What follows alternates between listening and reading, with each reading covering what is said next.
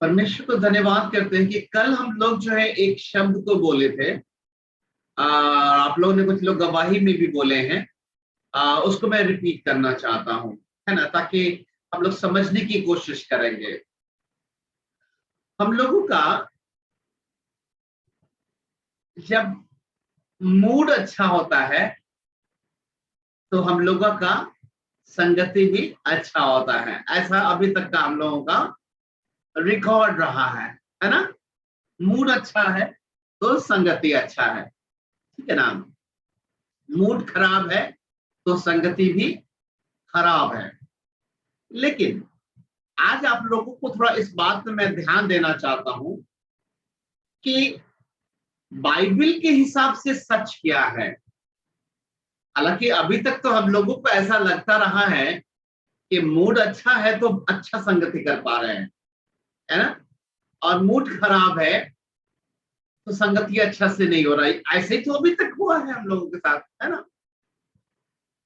यहाँ पर मैं आप लोगों को परमेश्वर के वचन से कुछ बात को समझाने की कोशिश करना चाहता हूं कि हम समझ सके कि जब हमारा मूड अच्छा होता है और वैसे समय में खूब अच्छा स्तुति गान, आराधना, हालेलुया और समय बिता पाते हैं और हम सोचते हैं कि बहुत अच्छा गया आज, और जिस समय बहुत मूड ऑफ रहता है किसी भी वजह से, चाहे वो बीमारी की वजह से, चाहे घर में टेंशन की वजह से, चाहे किसी आर्थिक परेशानी की वजह से, जिस वजह से हम प्रार्थना नहीं कर पाते हैं ठीक से, थोड़ा ही समय कर पाते हैं, तो उस समय हम लोगों को लगता है कि आज अच्छा नहीं गया। तो ये तो हम लोगों का रिपोर्ट है, अभी तक का हम लोगों का ऐसा मानना है। लेकिन मैं यहाँ पर आप लोगों को आज परमेश्वर के वचन से स्पष्ट करना चाहता हूं कि वास्तव में जो हम लोगों ने अभी तक अनुभव किया है इसका ठीक उल्टा है, एकदम उल्टा। उल्टा क्या है? अगर हम लोगों का मूड अच्छा है, याद रखिएगा जब मैं बता रहा हूं, तो संगति खराब होता है, और जब मूड खराब होता है तो संगति बेहतर होता है। ऐसा मैं नहीं कहता, परमेश्वर का वचन कहता है, और मैं उसको समझाने जा रहा हूं। पहले मेरी बात को समझ लीजिएगा। अभी तक हम लोग ऐसा सोचते रहे हैं कि मूड अच्छा होता है तब जो प्रेयर होता है वो बेहतर है, आनंद से भरा हुआ है। लेकिन जब मूड खराब होता है उस समय का संगति और प्रेयर अच्छा उतना नहीं होता। हालांकि परमेश्वर के वचन के हिसाब से जब हमारा मूड अच्छा होता है तो संगति उतना अच्छा नहीं होता है, और जब हमारा मूड खराब होता है तो संगति बहुत अच्छा होता है। और सोच के देखिए, अगर ये बात सच है, अगर सोच के देखिए तो हम लोगों ने कितना अच्छा अच्छा समय संगति का खो दिया, क्योंकि मूड खराब ज्यादा रहता है ना। अच्छा अच्छा संगति समय खो दिया, और जो संगति के लिए बहुमूल्य नहीं था उसको हम संगति मान के खुश होते रहे। अब हम लोग परमेश्वर के वचन से एक बात को समझने की कोशिश करें। अगर आप मेरे साथ भजन संहिता उसका 34 उसका 18 निकालिए।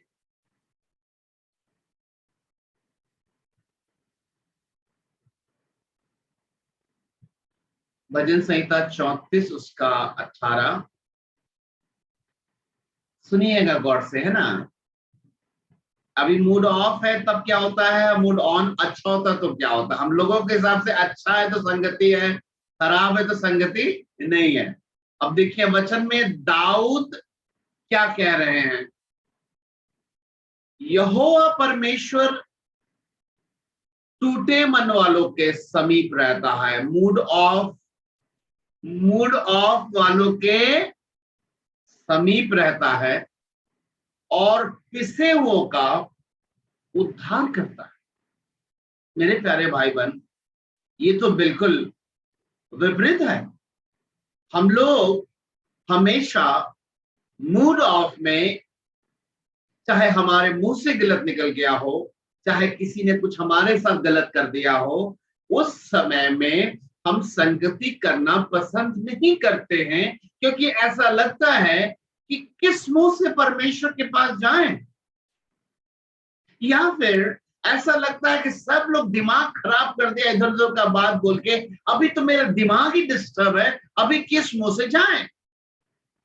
लेकिन वचन को लिखने वाला कहता है कि जिस समय आप गलत करते हैं और आपका हृदय टूट जाता है, जिस वजह से आपको लगता है आज संगति के ठीक समय नहीं है, या फिर लोग आपको दबाव देकर निराश कर दिए होते हैं, या फिर आप कुछ गलत स्टेप ले लिए होते हैं, मन टूटा होता है और आपको लगता है आज अच्छा समय नहीं है, दाऊद कहता है जब मनुष्य का मन टूट जाता है और जब पिस जाता है, तो उसी समय यहोवा परमेश्वर उसके समीप आता है, और वही समय है जब उसका उद्धार करता है।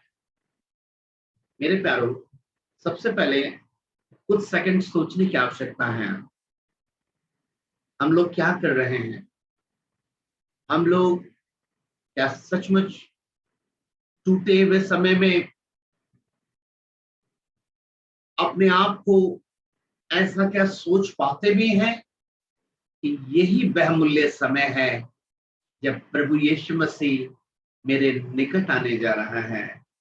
यही वो पल है जिसके लिए दाऊद भजन का लिखने वाला कहता है कि आज मेरा मन पिसा हुआ है, लोगों ने पीस दिया है मेरे विचारों को, मेरे मनों को तोड़ दिया है, लेकिन मेरा प्रभु कहता है, भजन को लिखने वाला दाऊद कहता है, जिसका मन पिसा हुआ है उसी के समीप यहोवा परमेश्वर आते हैं, जीवित प्रभु यीशु आते हैं और उसका उद्धार करते हैं और उसके समीप रहते हैं।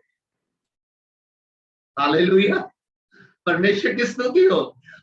देखिए, गौर से देखिए, जब हम लोगों का मन टूटा होता है, जब निराश होते हैं, चाहे वो बीमारी हो चाहे कोई भी विषय से, जब हम थक जाते हैं, हम लोगों को वास्तव में वचन के सही ज्ञान नहीं होने की वजह से ज्यादा ऐसा प्रतीत होता है कि हम अंधकार की शक्तियों के ज्यादा नजदीक हैं और परमेश्वर से ज्यादा दूर हैं।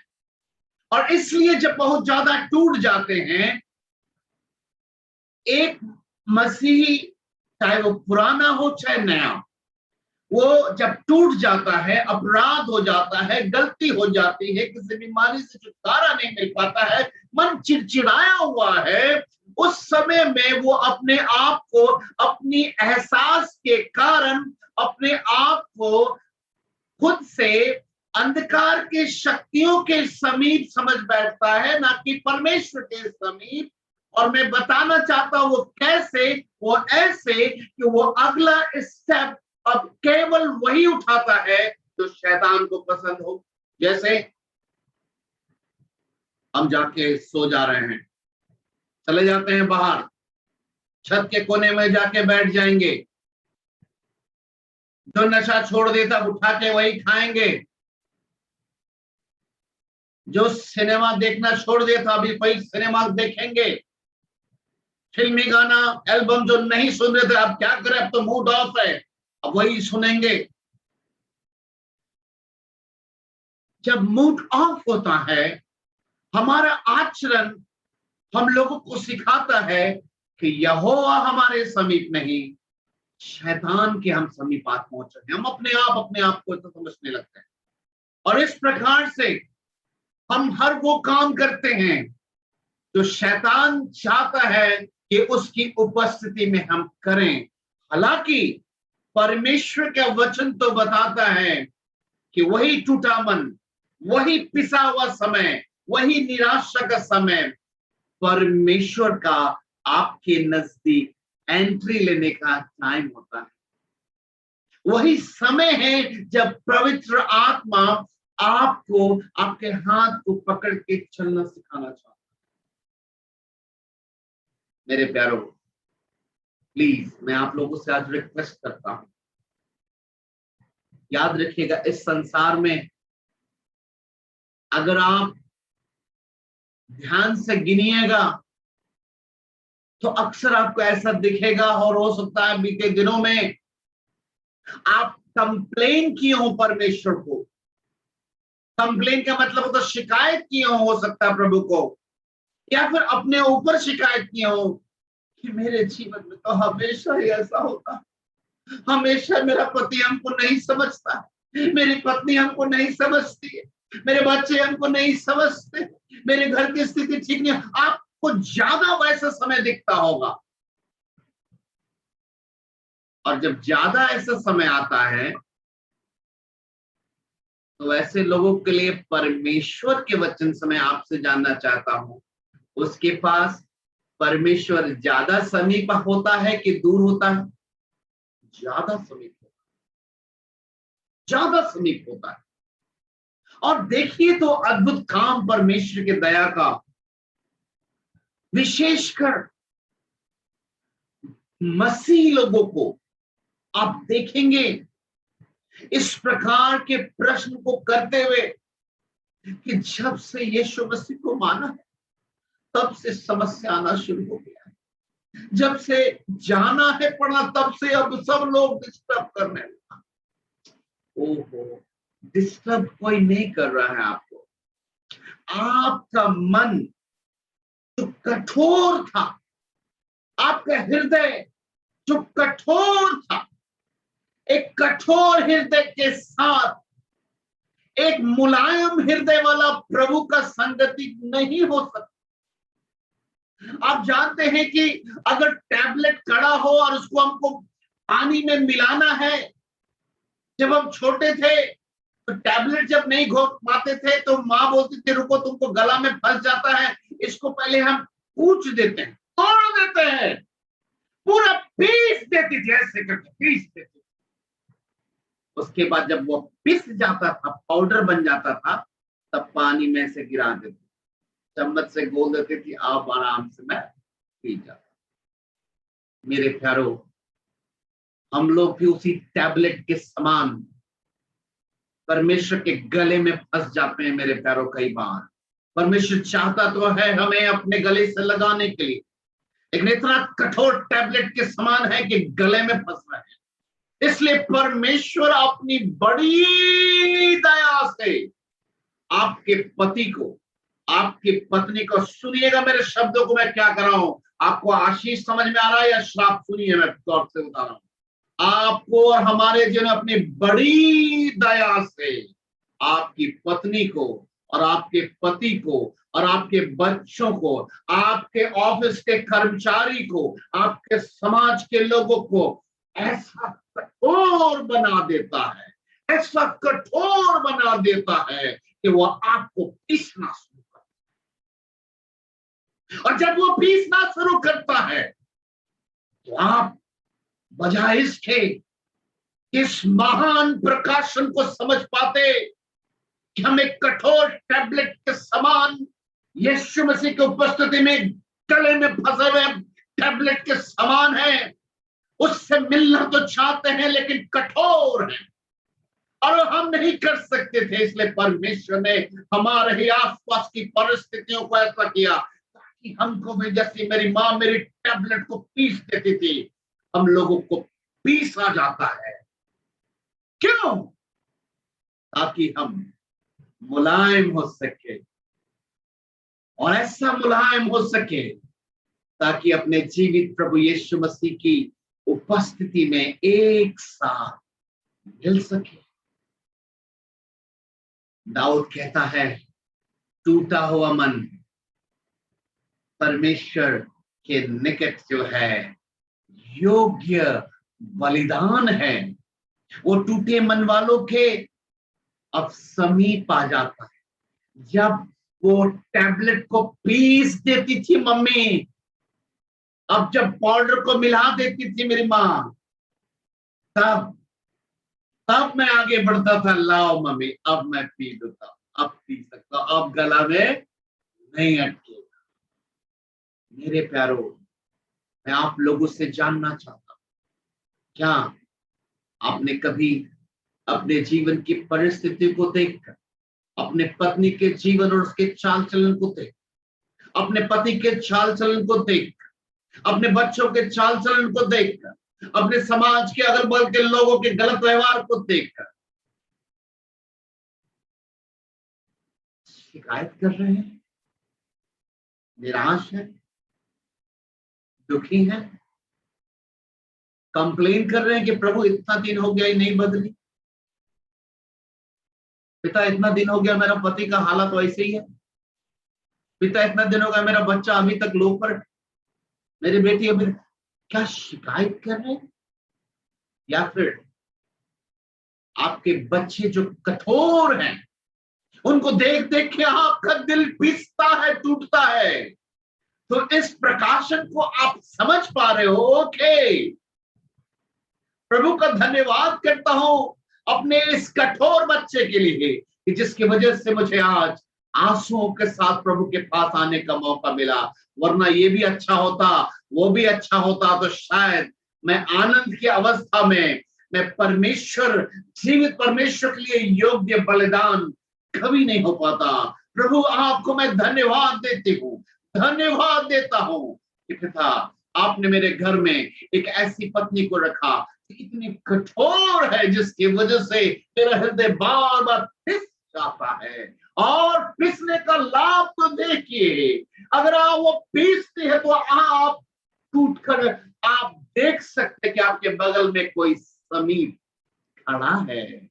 और वो कौन है? वो प्रभु यीशु मसीह है। और आपका हृदय पिसा हुआ है, और वो क्या करना चाहता है? वो आपका भी उद्धार करना चाहता है। और आपके टूटे हुए हृदय को देखकर आप जब बोलेंगे हे पिता, तो मेरे इस बच्चे का भी उद्धार कर दीजिए, प्रभु बोलेगा आमीन, ऐसा ही हो। हालेलुया। मैं सचमुच धन्यवाद करता हूं मेरे प्यारे भाई बहन। मैंने अपने जीवन में आज तक, हालांकि बहुत सारे लोग मुझको कहते हैं कि भैया आप कैसे ऐसी कठिन परिस्थितियों में सेवा कर पाए, कैसे आपके जीवन में इतनी समस्या, इतने लोग आपको गलत गलत बोलते रहे, आप कैसे कर पाए?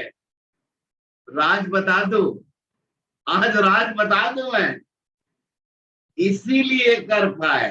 इसीलिए कर पाए क्योंकि एक दिन भी फूलने का मौका नहीं मिलता है। इधर इधर सोचा कि थोड़ा घमंड करो, तब तक मैं किसी ना किसी के द्वारा बोलकर आंसू निकल जाता, दिल टूट जाता है, पिस जाता है, और लगता है प्रभु कोई नहीं समझेगा, ना बीवी समझेगी, ना बच्ची समझेगी, ना बेटा समझेगा, ना ये कलीसिया के लोग मुझे समझते हैं स्वामी, ना मेरा भाई मुझको समझता है।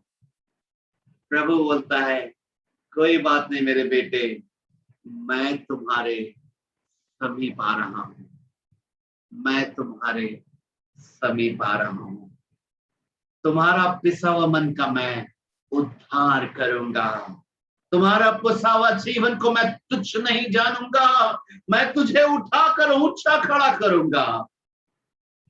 मेरे प्यारो, एक और वचन बताना चाहते हैं, भजन संहिता उसका 56, उसका 8, भजन संहिता उसका 56, उसका वर्स 8, भजन संहिता 56 उसका वचन 8। यहां पर देखिए क्या लिखा है।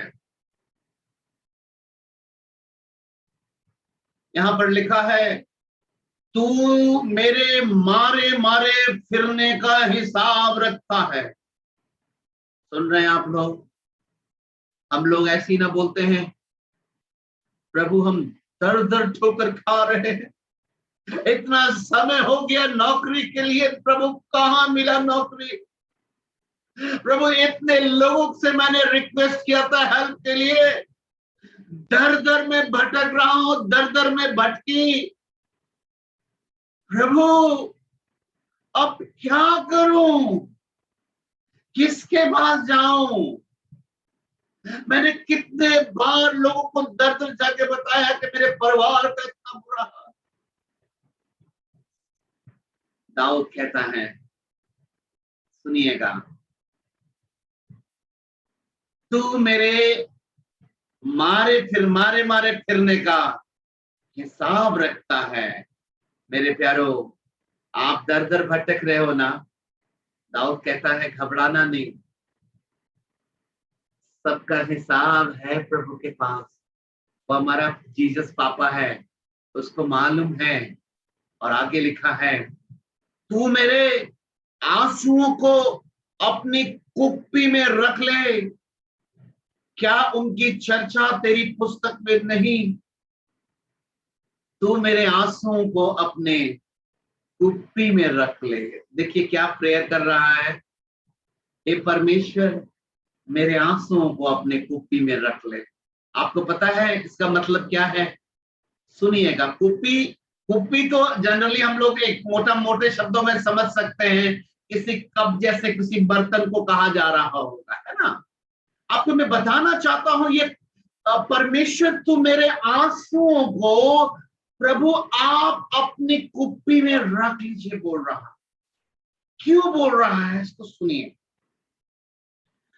रोमी समाज में पुराने जमाने में जब किसी के परिवार में किसी की मृत्यु हो जाती थी, सुन रहे हैं आप लोग, इस वचन का अर्थ को समझिए, गंभीर बात है।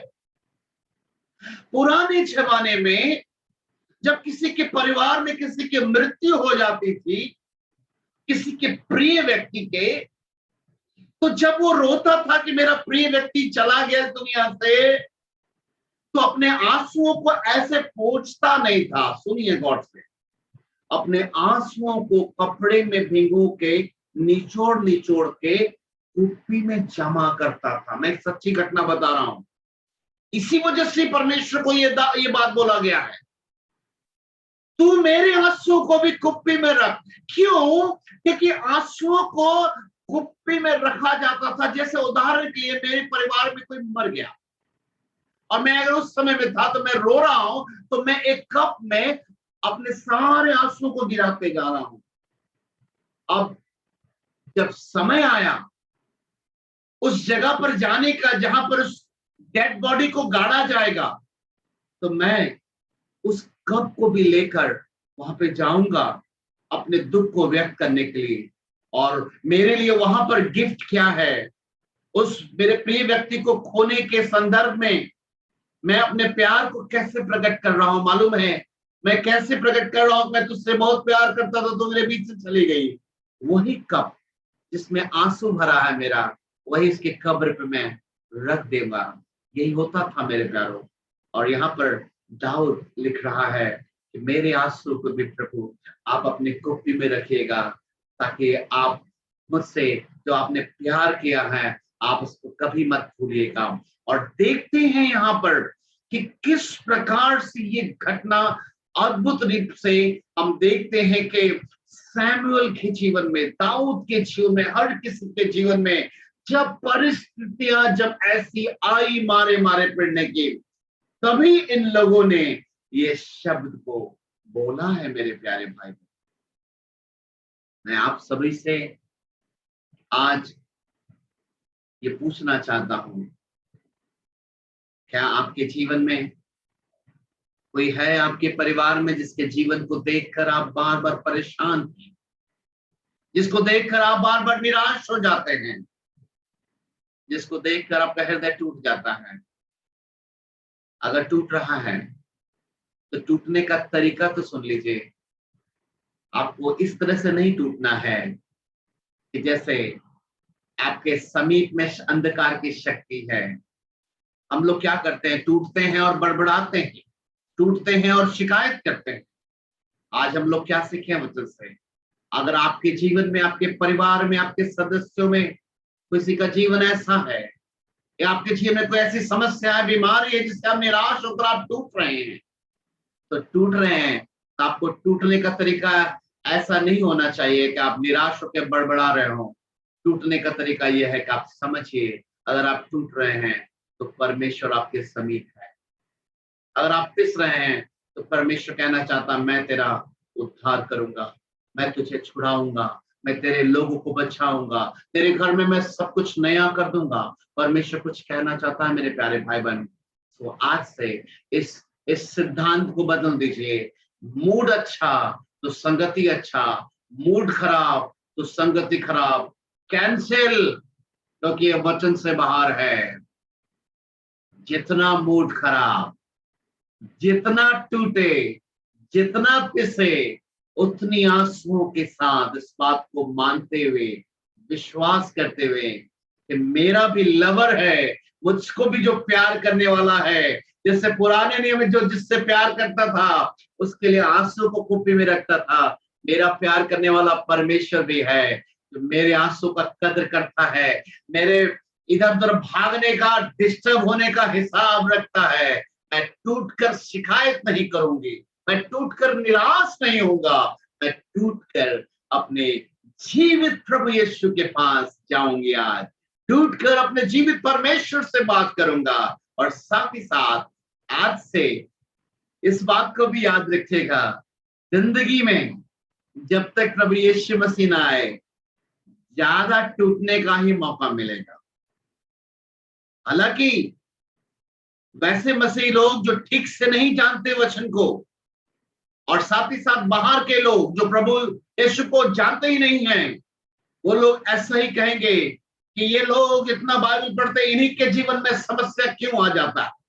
मेरे बारे में बहुत सुना हूं मैं इस स्टोरी, और मैं बताना चाहता हूं इसीलिए तो आ जाता है क्योंकि प्रभु चाहता है कि उसके आगमन के दिन तक मैं कठोर ना बनूं, मैं हर दिन हर पल मुलायम और सुगंधित बना रहूं प्रभु की उपस्थिति में, ताकि जब वो आए तो उसके साथ स्वर्ग जा सकूं।